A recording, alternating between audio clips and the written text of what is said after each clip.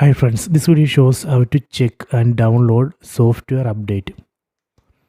First go to settings,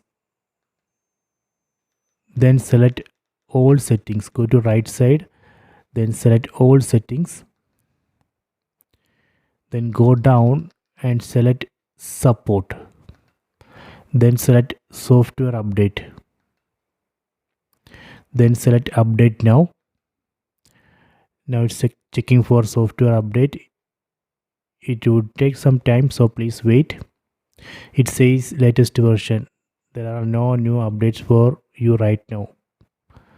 Okay, so if there is an update, it shows here. So from here we can download and install. So this way we can check for software update. Then if update is available, we can download and install it.